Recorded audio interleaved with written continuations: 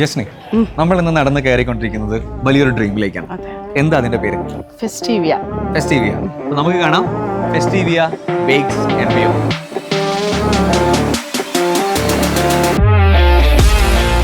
Okay Jasni, നമ്മളിപ്പോൾ നിൽക്കുന്നത് ഫെസ്റ്റീവിയ എന്ന് പറഞ്ഞൊരു സംരംഭത്തിലാണ്. ഇതൊരു വലിയ സംഗതിയാണ്. അതിൽ ഒരുപാട് പ്രൊഡക്ഷൻ ഉണ്ട്, സ്റ്റാഫ് ഉണ്ട്, അതിലേക്കൊക്കെ നമുക്ക് വരാം. എന്നാൽ ഒരു ലേഡി സംരംഭക ഈ ഒരു വലിയ ലക്ഷ്യത്തിലേക്ക് വരുമ്പോൾ അതിനൊരു തുടക്കം ഉണ്ടാവുമല്ലോ. എവിടെയായിരുന്നു അല്ലെങ്കിൽ എങ്ങനെയായിരുന്നു ജസ്നിയുടെ തുടക്കം? എൻ്റെ തുടക്കം എന്ന് പറയുമ്പം ഏകദേശം 12 വർഷം മുമ്പിലോട്ടേക്ക് പോകേണ്ടതുണ്ട്. ഞാൻ ആദ്യം ഉണ്ടായത് ഒരു ട്രെയിനറായിട്ടായിരുന്നു തുടക്കമുള്ളത്. ഒരു ഹോം ബേക്കറായി അത് കൂടുതൽ ആൾക്കാരിലേക്ക് ബേക്കിംഗ് ചെയ്ത് കൊടുക്കുന്നതോടൊപ്പം തന്നെ അതിൻ്റെ ട്രെയിനിങ്ങും കൂടെ കൊടുക്കുക ചെയ്തു. തോന്നുന്നു പഠിപ്പിച്ചതും കൂടുതൽ സ്ത്രീകളെ തന്നെയാണ് അല്ലേ? ഒരു സ്വന്തം ഒരു വരുമാനം ഉണ്ടാവുന്ന രീതിയിൽ ആളുകളെ പഠിപ്പിച്ചുകൊണ്ടിരിക്കുന്നത്, പ്രത്യേകിച്ച് സ്ത്രീകളെ പഠിപ്പിച്ചുകൊണ്ടിരിക്കുന്നത്. അതൊരു സ്ഥാപനമായിട്ട് തന്നെയായിരുന്നു ചെയ്തത്.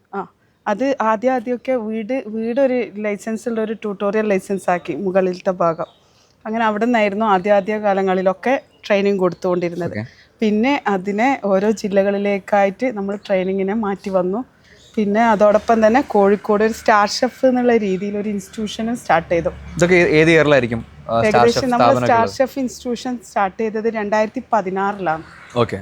പിന്നെ എന്ത് സംഭവിച്ചു? 2016 സ്റ്റാർട്ട് ചെയ്തു. പിന്നെ ആണെങ്കിൽ അതിൻ്റെ ഇടയിൽ കൊറോണ വന്നപ്പോൾ അത് നമുക്ക് എല്ലാവരെയും പോലെ അതൊന്നും മുന്നോട്ട് കൊണ്ടുപോകാൻ പറ്റില്ല. പക്ഷേങ്കിൽ ആ സമയത്ത് ഞാൻ എൻ്റെ ട്രെയിനിങ് നല്ല ശക്തിയായിട്ട് തന്നെ നടന്നുകൊണ്ടേ പോയിട്ടുണ്ടായി. ഡൽഹിയിലുള്ള കുട്ടികൾക്ക് പോലും നമ്മൾ ഓൺലൈൻ വഴി അവിടുന്ന് ക്ലാസ് എടുത്തു. ഓൾ ഇന്ത്യ ട്രെയിനിങ് ചെയ്തിട്ടുണ്ടെന്ന് പറയാം. അങ്ങനെ ഒരു സംഭവം ഉണ്ടായിട്ടുണ്ടായി. ഓക്കെ. അപ്പോൾ അതിന്റെ കൂടെ തന്നെ ഹോം ബേക്കിംഗ് ചെയ്യുന്നുണ്ട്. നമ്മുടെ ആവശ്യക്കാർക്കൊക്കെ കേക്ക്സ് ഒക്കെ നമ്മൾ ഉണ്ടാക്കി കൊടുക്കുന്നുണ്ട്. ഞാൻ എൻ്റെ കേക്ക് കഴിക്കുന്നവർക്കൊക്കെ ലേഡീസിനുള്ള പിറ്റേന്ന് വരുന്ന കോൾ ഇതായിരിക്കും, അത് ഉണ്ടാക്കിയത് എങ്ങനെയെന്നുള്ളത് നമ്മളോടും കൂടെ ഒന്ന് പഠിപ്പിച്ചു തരുമോ എന്നുള്ളത്. അങ്ങനെയാണ് ഞാനൊരു ട്രെയിനറായിട്ട് മാറിയത്. എനിക്ക് തോന്നുന്നു ജസ്നിയുടെ കേക്കിന് നമുക്ക് എപ്പോഴും അറിയാം, കേക്ക് ഒരു പ്രസൻറ്റേഷന് വാല്യൂ ഉള്ള സംഗതി, കാണാനൊരു ഭംഗി ഉണ്ടാവണം. എന്നാലും നമ്മൾ എപ്പോഴും ഓർക്കുന്നത് അതിൻ്റെ ടേസ്റ്റാണ്. അപ്പോൾ കാണാൻ നമുക്ക് ഫോട്ടോ എടുക്കാൻ വേണ്ടി തന്നെയാണ് പലപ്പോഴും നമ്മൾ എല്ലാ ഫംഗ്ഷനിലും കേക്കിൻ്റെ കൂടെ ഫോട്ടോ എടുക്കാനുള്ളത് നമ്മുടെ ഒരു ലൈഫിൻ്റെ ഭാഗമാണ് ഇപ്പോൾ. എന്നാലും നമ്മൾ ഓർക്കുന്ന എപ്പോഴും രുചിയാണ്, അതിൻ്റെ ടേസ്റ്റാണ്. എങ്ങനെയാണ് ഇത്രയും നാച്ചുറൽ ഫ്ലേവറിൽ ജസ്നിയുടെ അടുത്ത് പറഞ്ഞ പോലെ ഒരു കേക്ക് കഴിച്ചാൽ അത് എങ്ങനെ ഉണ്ടാക്കിയെന്ന് പോലും ഒരാൾ ചോദിക്കുന്ന ലെവലിലേക്ക് എങ്ങനെയാണ് ഇങ്ങനെ ഒരു കേക്ക് ഉണ്ടാക്കണം, അല്ലെങ്കിൽ എൻ്റെ കേക്കിന് ഇത്രയും രുചി ഉണ്ടാവണം, അത് നാച്ചുറലായിട്ട് ഉണ്ടാവണം എന്ന തീരുമാനം എപ്പോഴാണ് വരുന്നത്? ചെയ്യുന്നത് എന്തായാലും ആ ചെയ്യുന്നത് ഒരു നല്ല രീതിയിൽ തന്നെ ചെയ്തു കൊടുക്കണം എന്നുള്ള ഒരു കോൺസെപ്റ്റായിരുന്നു. അതുകൊണ്ടായിരിക്കാം അവരിൽ നിന്ന് അങ്ങനെ ഒരു ഇത് വന്നത്. അപ്പോൾ കൊറോണയ്ക്ക് ശേഷം പിന്നെയും ബേക്കിംഗ് തന്നെ? കൊറോണൻ്റെ സമയത്ത് നമ്മളുടെ ട്രെയിനിങ് ഓൺലൈൻ വഴിയായിട്ട് ഞാൻ പറഞ്ഞു, ഡൽഹിയിലുള്ള കുട്ടികൾക്കും വീട്ടിൽ നിന്ന് ഓൺലൈനിലായിട്ടായിരുന്നു ക്ലാസ് എടുത്തുകൊണ്ടിരിക്കുന്നത്. അത് ഹിന്ദി മാത്രം സംസാരിക്കുന്ന കുട്ടികളാണ്. അപ്പോൾ എനിക്കാണെങ്കിൽ ആ ഭാഷ അത്ര ഇതല്ല. അപ്പോൾ എനിക്ക് തർജ്ജമ ചെയ്യാനായിട്ട് അവിടുന്ന് ഒരു ട്രെയിനറും കൂടെ അവരൊക്കെ അങ്ങനെയായിരുന്നു. ആ ക്ലാസ് ഒരു 30 ദിവസം നീണ്ടു നിൽക്കുന്ന ഡെയിലി 1 മണിക്കൂർ. അത് നല്ലൊരു എക്സ്പീരിയൻസ് ആയിരുന്നു ഉണ്ടായത്. നമ്മുടെ ബേക്കിങ്ങിലേക്കൊക്കെ വരുന്ന നമ്മുടെ വീട്ടമ്മമാരോ അല്ലെങ്കിൽ ബാക്കി ലേഡീസും ശ്രദ്ധിക്കേണ്ട കാര്യം, നിങ്ങൾക്ക് ഒരുപാട് ലിമിറ്റേഷൻസ് നിങ്ങൾ തന്നെ ഉണ്ടാക്കുന്നതാണ്. ജസ്നി നേരത്തെ പറഞ്ഞ പോലെ ഹിന്ദി അറിയില്ല, പക്ഷേ ട്രെയിനിങ്ങിന്റെ ക്വാളിറ്റി കൊണ്ടും ഉണ്ടാക്കുന്ന ഈ കേക്കിന്റെ ക്വാളിറ്റി കൊണ്ടും ഡൽഹിയിലുള്ള സ്റ്റുഡൻസിന് ഒരു ട്രാൻസ്ലേറ്റർ വെച്ച് ഒരു ക്ലാസ് അറേഞ്ച് ചെയ്തു എന്നുള്ളതാണ്. റൈറ്റ്. അപ്പോൾ ഇതൊക്കെയാണ് നമ്മുടെ ഒരു കോൺഫിഡൻസ്. അത് കഴിഞ്ഞിട്ട് ഈ ട്രെയിനിങ് ട്രെയിനിങ് കഴിഞ്ഞതിന് ശേഷം ഞാൻ അതോടൊപ്പം തന്നെ അസാപ്പ് ഉണ്ട്, additional skill of acquisition programme എന്ന് ഗവൺമെൻറ് നടക്കുന്ന ഒരു പ്രോഗ്രാം. അവിടുന്ന് ഒരു എൻക്വയറി വരുന്നത്, തിരുവനന്തപുരത്തേക്ക് നിങ്ങൾ വരണം, അതിങ്ങനെയാണ് അതിൻ്റെ അവർ തരുന്ന ഒരു ട്രെയിനിങ് ഉണ്ട്, അതെന്തായാലും നിർബന്ധമായിട്ട് നിങ്ങൾ അറ്റൻഡ് ചെയ്യുക എന്നുള്ള രീതിയിൽ അങ്ങനെ ഞാൻ തിരുവനന്തപുരത്തേക്ക് എത്തുന്നു. അവിടുന്ന് ഒരു 3 ദിവസം നമുക്കുള്ളൊരു ട്രെയിനിങ്, എങ്ങനെ ഒരു ട്രെയിനർ ആവാന്നുള്ളത് ഗവൺമെൻറ്റിൻ്റെ അടുത്തു നിന്നുള്ള ഒരു ട്രെയിനിങ് കൂടെ കിട്ടുന്നത്.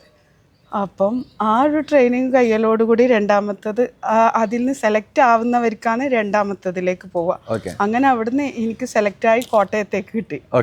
അതിൽ നിന്ന് കുറച്ച് പേരെ സെലക്ട് ആക്കിയത്. അങ്ങനെയാണ് ഞാൻ സ്കൂളുകളിൽ ഗവൺമെന്റിന്റെ ഒരു ട്രെയിനർ എന്നുള്ള രീതിയിലേക്ക് മാറി. അപ്പോഴത്തേക്ക് നമ്മൾ പ്രൊഫഷണലി സർട്ടിഫൈഡും ആയി, ട്രെയിനറായി, അംഗീകാരമുള്ള ട്രെയിനറായി. ഈ കൊറോണ ടൈമൊക്കെ കഴിഞ്ഞു, ഒരുപാട് പേരെ പഠിപ്പിച്ചു. എനിക്ക് തോന്നുന്നു എല്ലാ ഏജ് ഗ്രൂപ്പും പഠിപ്പിച്ചിട്ടുണ്ടാവും. ഏത് പ്രായത്തിലുള്ള ആൾക്കാരൊക്കെ പഠിപ്പിച്ചു? എനിക്ക് തോന്നുന്നു എത്ര ആൾക്കാരെ പഠിപ്പിച്ചു ടോട്ടൽ? ഏകദേശം 8000-ന്റെ മുകളിൽ, ഒരു 9000 ആ ഒരു ലെവലിൽ ഇന്നത്തെ കണക്കെടുക്കാണെങ്കിൽ ഏകദേശം പഠിപ്പിച്ചു കഴിഞ്ഞു. 9000 അധികം ആൾക്കാർക്ക് ഒരു വരുമാന മാർഗ്ഗമാണുള്ളത് അല്ലേ? ഒരു വരുമാന മാർഗ്ഗം ഉണ്ടാക്കി കൊടുത്തു. അംഗീകാരങ്ങൾ എനിക്ക് തോന്നുന്നു, ഞാൻ കുറെ ഫോട്ടോസൊക്കെ കണ്ടു, കുറെ പ്രശസ്തരായ അത് ജസ്നി എന്ന് പറഞ്ഞാൽ രസമാണ്. ഏതൊക്കെ അംഗീകാരങ്ങളാണ് വന്നത്? ആരൊക്കെയാണ് ജസ്മിയെ? ആ കൊറോണന്റെ സമയത്ത് ഒരുപാട് ക്ലാസ്സുകളൊക്കെ ചെയ്യുമ്പോൾ എല്ലാവരും ഇവിടുന്നൊക്കെ ആയിട്ട് ശ്രദ്ധിക്കാൻ തുടങ്ങിയിട്ടുണ്ടായി. പിന്നെ ആണെങ്കിൽ ഞാൻ ഭിന്നശേഷി പാരൻസുമായിട്ട് കുറച്ചും കൂടെ കൂടുതൽ ഇടപെട്ടത് കൊണ്ടോ അവർക്ക് വേണ്ട ട്രെയിനിങ് അതിന് കൂടുതൽ മുൻഗണന കൊടുത്തിട്ടുണ്ടായി. നമ്മളെക്കാൾ കൂടുതൽ പ്രശ്നങ്ങളും മറ്റുള്ളവരെക്കാളെല്ലാം അനുഭവിച്ചുകൊണ്ടിരിക്കുന്നത് ആ ഒരു പാരൻസാണ്. അപ്പോൾ അങ്ങനെ 2021 സൗത്ത് ഇന്ത്യയിലെ ബെസ്റ്റ് ട്രെയിനർ എന്ന രീതിയിലുള്ള ഒരു പുരസ്കാരമായിരുന്നു എനിക്ക് കിട്ടിയത്. അത് നമ്മുടെ മുൻ മുഖ്യമന്ത്രി ഇപ്പം മരണപ്പെട്ടു പോയ ഉമ്മൻചാണ്ടി സാറായിരുന്നു തന്നത്. അന്ന് തിരുവനന്തപുരത്ത് വെച്ചായിരുന്നു ആ ഫംഗ്ഷനും ഉണ്ടായത്. വലിയ അംഗീകാരമാണ്. അതിൻ്റെ ഇടയിലും കുറേ പേരുകളിൽ നിന്നുള്ള ഒരുപാട് സപ്പോർട്ട് പോലെ ഇതുപോലെ തന്ന എന്നോട് GS പ്രദീപ് സാർ പറഞ്ഞിട്ടുണ്ടായി, ഇങ്ങനെയുള്ള തരുന്നത് മുന്നോട്ടേക്ക് പോകാനുള്ള ഒരു ശക്തിക്കാണെന്ന്, മുന്നോട്ട് പോയിക്കൊണ്ടേ ഇരിക്കുക. അപ്പോൾ ഇടയ്ക്ക് ഇങ്ങനെയുള്ള തരുമ്പോൾ കുറച്ചും കൂടെ ഒരു ഊർജ്ജത്തിന് എന്നൊക്കെ പറഞ്ഞ് നല്ല സപ്പോർട്ടായിരുന്നു തന്നത്. നമുക്ക് നമ്മളെ ഇങ്ങനെ എന്താ പറയുക ആദരിക്കുകയും പ്രശംസിക്കുകയും നമ്മളെ കൂടെ നിന്ന് ആൾക്കാർക്ക് കൊടുക്കുന്ന ഒരു ബഹുമാനം കൂടിയാണ് ഇന്നത്തെ ഈ അച്ചീവ്മെന്റ്സും ഇത്രയും വലിയൊരു സ്ഥാപനമൊക്കെ എന്ന് പറയുന്നത്. ശരി, ബേക്കിങ്ങിലേക്ക് വരുവാണെങ്കിൽ എന്തൊക്കെയാണ് ലേറ്റസ്റ്റ് ആയിട്ട് നമുക്ക് പറയാനുള്ളത്? അപ്പം നമ്മളൊരു കേക്ക് വാങ്ങുമ്പോൾ പണ്ടത്തെ പോലെ 1, 2, 3 ഫ്ലേവേഴ്സ് അല്ല, ഒരുപാട് ഫ്ലേവേഴ്സ് ഉണ്ട്. ജസ്നിയുടെ ഒരു കൈൻഡ് ഓഫ് ബേക്കിംഗ് എങ്ങനെയാണ് വ്യത്യാസം വരുന്നത്? നമ്മുടെ അടുത്ത് കേക്ക്സ് എന്ന് പറയുമ്പോൾ ഒരു 180 വെറൈറ്റീസ് കേക്ക്സ് ഉണ്ട്. 180 വെറൈറ്റീസ് കേക്ക്സ് ഉണ്ട്. അതോടൊപ്പം തന്നെ അമേരിക്കൻ പാസ്ട്രി, ഫ്രഞ്ച് പാസ്ട്രി, ഇങ്ങനെയുള്ള കേക്ക്സുകളും കൂടെ നമ്മളുടെ ഇതിൽ ഉൾപ്പെടുത്തിയിട്ടുണ്ട്. അതോടൊപ്പം നമ്മൾ ഒരു മാനുഫാക്ചർ ചെയ്യുന്ന ഒരു പ്രധാന ഐറ്റമാണ് കുക്കീസ്. കുക്കീസ് എന്ന് വെച്ചാൽ എല്ലാവരും മൈദയിലും കുട്ടികൾ കൂടുതൽ കേക്ക് എന്ന് വെച്ചാൽ ഓരോരോ ആഘോഷങ്ങളിലും ഓരോ ഫംഗ്ഷനിലും ഒരാളുടെ സന്തോഷങ്ങൾക്ക് വേണ്ടി കട്ട് ചെയ്യുന്നതാണ്. കുട്ടികൾ എടുത്ത് തന്നെ അല്ലെങ്കിൽ നമ്മുടെ സ്നാക്ക് ബോക്സിലൊക്കെ ഈ കിൻഡർഗാർട്ടനിലേക്കും ഡെയിലി അത് രാവിലെ കുട്ടികൾക്ക് നമുക്ക് കൊടുക്കുന്ന ഒരു സാധനമാണ്. പക്ഷെ അത് എങ്ങനെയാണ് നമ്മൾ ക്വാളിറ്റി ഒരുപാട് നമ്മുടേതായ രീതിയിൽ മാറ്റിയെടുത്ത് ഇപ്പം അതിൽ 1% പോലും നമ്മൾ മൈദ യൂസ് ചെയ്യില്ല, ഒരു പ്രിസർവേറ്റീവ് ഇല്ല, ഒരു മറ്റുള്ള ഒരു പ്രൊഡക്ട്സ് ഇല്ലാണ്ട് നല്ല നാച്ചുറൽ പ്രൊഡക്ട്സ് ആയിട്ടുള്ള ഐറ്റംസ് കൊണ്ട് മാത്രം നമ്മളുടെ കുക്കീസ് ഇവിടെ ചെയ്യുന്നത്. അപ്പോൾ അത് ഇതുപോലെ തന്നെ ഈട് നിൽക്കോ? ഷെൽഫ് ലൈഫ് കിട്ടും നമുക്ക്? ടേസ്റ്റിന്റെ കാര്യത്തിലും ഒരു കോംപ്രമൈസ്. അപ്പൊ ഇത്ര കെമിക്കൽ ഒന്നും ചേർത്തില്ലെങ്കിലും ടേസ്റ്റിൽ ഉണ്ടാക്കാൻ പറ്റും നമ്മളുടെ. അതുകൊണ്ട് തന്നെ 2 മാസത്തെ ലൈഫായിരിക്കും. കെമിക്കൽ ചേർത്ത് കഴിഞ്ഞാൽ ഒരു വർഷങ്ങളോളം നിൽക്കുന്നത് നമുക്ക് 2-2.5 മാസത്തെ ലൈഫാണ്. ആ സാക്രിഫൈസിന് പകരം നമുക്ക് കിട്ടുന്നത് കുറച്ചുകൂടെ ക്വാളിറ്റി നാച്ചുറലി ടേസ്റ്റ് ഉള്ള പ്രൊഡക്റ്റ് ആണ്. അപ്പോൾ ഇനി എനിക്ക് ചോദിക്കേണ്ടത് ഫെസ്റ്റിവിയനെ കുറിച്ചാണ്. ഫെസ്റ്റിവിയ നമുക്കറിയാം ഒരു വലിയ സ്ഥാപനമാണ്. അപ്പോൾ എനിക്ക് തോന്നുന്നു ഒരുപാട് കേക്കുകൾ ഉണ്ടാക്കാൻ പറ്റുന്ന വലിയൊരു പ്രൊഡക്ഷൻ യൂണിറ്റിൽ നിന്ന് ഒരുപാട് കുക്കീസുകൾ ഉണ്ടാക്കാൻ പറ്റുന്നത്, എനിക്ക് തോന്നുന്നു ചോക്ലേറ്റ്സും വേറെ കുറേ കാര്യങ്ങൾ അതിൽ ചെയ്യുന്നുണ്ട് അല്ലേ?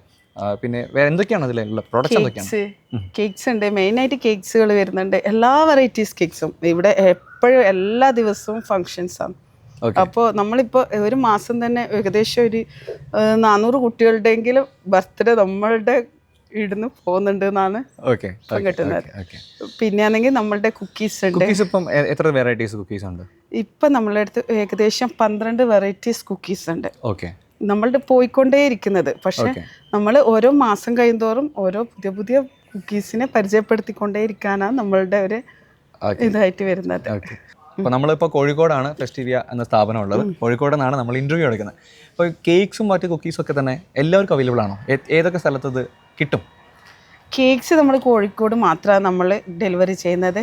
പക്ഷേങ്കിൽ കുക്കീസ് നമ്മൾ ഓൾ കേരള എല്ലായിടത്തും നമ്മൾ എത്തിക്കുന്നുണ്ട്. അതോടൊപ്പം തന്നെ നമ്മുടെ നാളെ തന്നെ ഒരു പ്ലം കേക്ക്, നമ്മളുടെ ഒരു പ്രൊഡക്റ്റാണ് പ്ലം കേക്ക്. റിച്ച് പ്ലം കേക്കാണ് നമ്മൾ ചെയ്യുന്നത്. പക്ഷേ അത് നാളെ നമ്മളുടേത് പോകുന്നത് സിലോണിലേക്കാണ്. അങ്ങനെയും വരുന്നുണ്ട്. ഓരോ രാജ്യങ്ങളിലേക്ക് നമ്മളുടെ ടേസ്റ്റ് പോകുന്നുണ്ടെന്ന് അറിയുമ്പോൾ സന്തോഷവും കൂടെ ഉണ്ട്. അത് എനിക്ക് തോന്നുന്നു നമ്മുടെ എല്ലാവരുടെയും വിജയമാണ്. അല്ലെങ്കിൽ ഇത് കണ്ടു നിൽക്കുന്ന സ്ത്രീകളായ ആളുകളുടെ പ്രത്യേകിച്ചും അതെങ്ങനെ ആ ജെൻഡർ പ്രത്യേകം പറയുന്നുള്ളതല്ല, ഒരുപാട് ലിമിറ്റേഷൻസ് ഉണ്ടായിട്ടും അവിടെ നിന്നൊക്കെ അഭിവൃദ്ധി ചെയ്യിച്ച് നമ്മളൊരു ചെറിയ കാര്യങ്ങൾ വലിയ രീതിയിലേക്ക് എടുക്കുക, അതിനു വേണ്ടി നിൽക്കുകയും ചെയ്താൽ നമ്മളെ കൂടെ കുറെ ആൾക്കാർ വരും. സംഭവം ശരിയല്ലേ? നല്ല സപ്പോർട്ടുകൾ നമുക്ക് വരും. ജസ്നിയുടെ സ്റ്റോറിയിൽ എനിക്കത് കാണാൻ പറ്റി. കാരണം ഏറ്റവും മോശം സമയത്ത്, കൊറോണ സമയത്തൊക്കെ കൂടുതൽ ബിസിനസ് വരിക, അല്ലെങ്കിൽ കൂടുതൽ ട്രെയിനിങ് എടുക്കാൻ പറ്റുക, അതിന് അംഗീകാരങ്ങൾ നമ്മളെ തേടിയെത്തുക, അത് കഴിഞ്ഞ് ചെറിയൊരു ഹോം ബേക്കറിൽ നിന്ന് വലിയൊരു സ്ഥാപനത്തിലേക്ക് ഒരു കമ്പനിയിലേക്ക് തന്നെ വളർത്താൻ സാധിക്കുക.